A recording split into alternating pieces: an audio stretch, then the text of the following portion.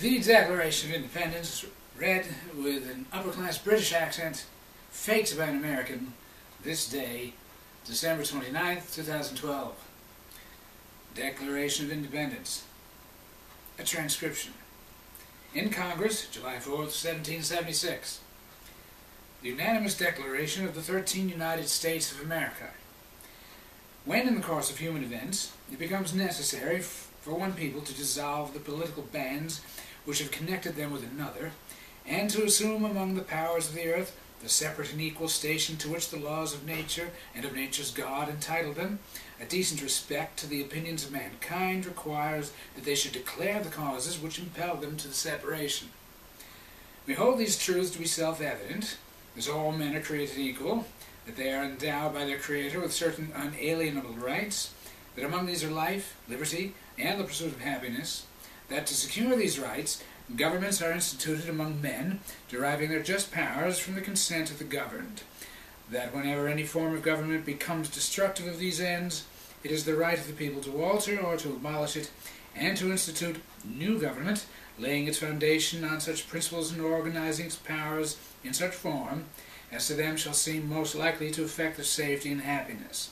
Prudence, indeed, will dictate that governments long established should not be changed for light and transient causes, and accordingly all experience hath shewn that mankind are more disposed to suffer, while evils are sufferable, than to right themselves by abolishing the forms to which they are accustomed. But when a long train of abuses and usurpations, pursuing invariably the same object, evinces a design to reduce them under absolute despotism, it is their right, it is their duty to throw off such government and to provide new grounds for their future security. Such has been the patient sufferance of these colonies, and such is now the necessity which constrains them to alter their former systems of government. The history of the present King of Great Britain is a history of repeated injuries and usurpations, all having a direct object the establishment of an absolute tyranny over these states. To prove this, let the facts be submitted to a candid world. He has refused his assent to laws, the most wholesome and necessary for the public good. He has forbidden his governors to pass laws of immediate and pressing importance, unless suspended in their operation, till his assent should be obtained, and when so suspended he has utterly neglected to attend to them. He has refused to pass other laws for the accommodation of large districts of people, right inestimable to them and formidable, large districts of people, unless those people would relinquish the right of representation in the legislature, a right inestimable to them and formidable to tyrants only. He has called together legislative bodies at places unusual, uncomfortable, and distant from the depository of their public records, for the sole purpose of fatiguing them into compliance with his measures. He has dissolved representative houses repeatedly for opposing with manly firmness his evasions on the rights of the people.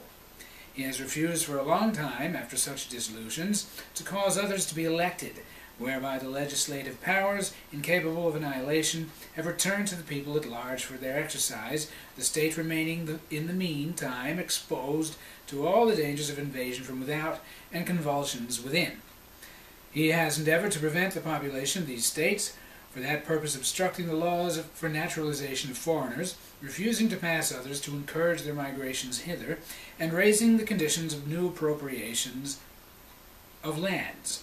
He has obstructed the administration of justice by refusing his assent to laws for establishing judiciary powers. He has made judges dependent on his will alone for the tenure of their offices and the amount and payment of their salaries. He has erected a multitude of new offices and sent hither swarms of officers to harass our people and eat their substance. He has kept among us, in times of peace, standing armies without the consent of our legislatures. He has affected to render the military independent of and superior to the civil power.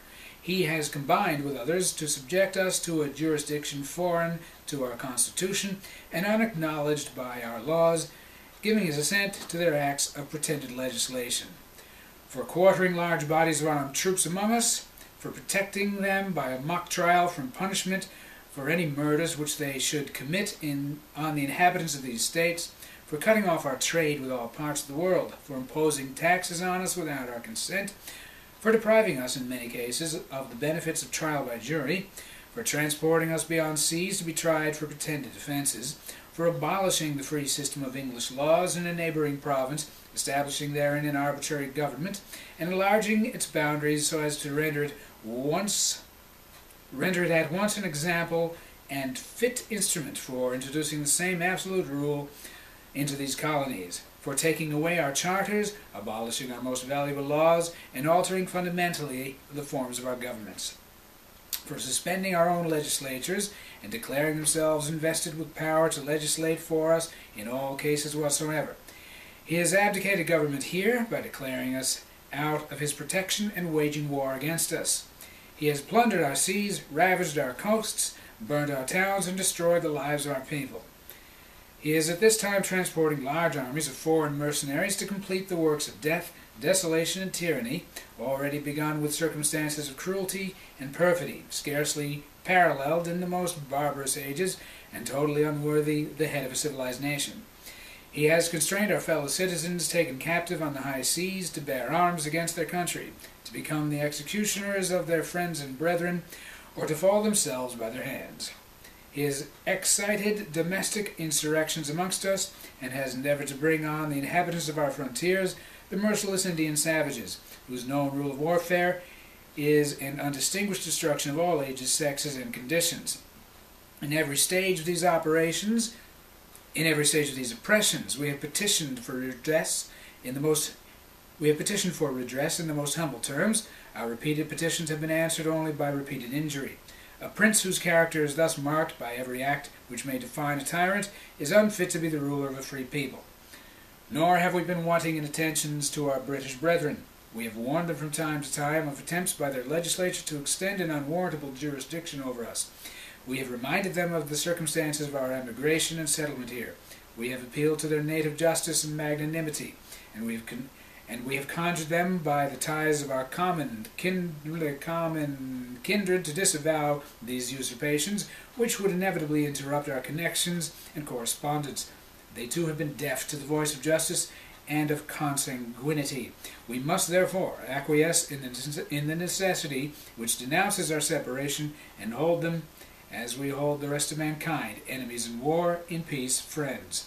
We therefore, the representatives of the United States of America, in General Congress, assembled, appealing to the Supreme Judge of the world for the rectitude of our intentions, do in the name and by authority of the good people of these colonies solemnly publish and declare that these united colonies are, and of right ought to be free and independent states, that they are absolved from all allegiance to the British Crown, and that all political connection between them and the state of Great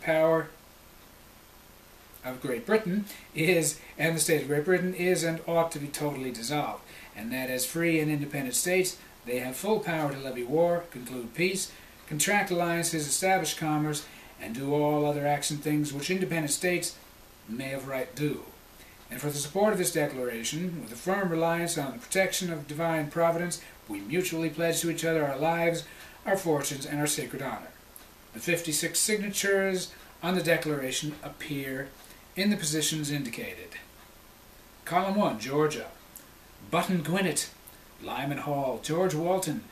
Column 2, North Carolina. William Hooper, Joseph Hughes, John Penn. South Carolina, Edward Rutledge, Thomas Hayward Jr., Thomas Lynch Jr., Arthur Middleton.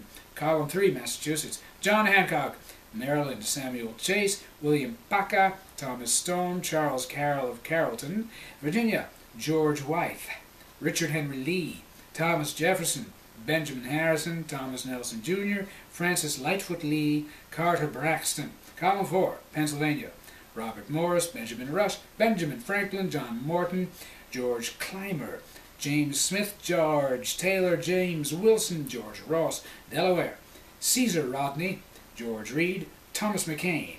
Column 5, New York, William Floyd, Philip Livingston, Francis Lewis, Lewis Morris. New Jersey, Richard Stockton, John Witherspoon, Francis Hopkinson, John Hart, Abraham Clark. Column 6, New Hampshire, Josiah Bartlett, William Whipple. Massachusetts, Samuel Adams, John Adams, Robert Treat Payne, Elbridge Gerry. Rhode Island, Stephen Hopkins, William Ellery. Connecticut, Roger Sherman, Samuel Huntington, William Williams, Oliver Wolcott. New Hampshire, Matthew Thornton.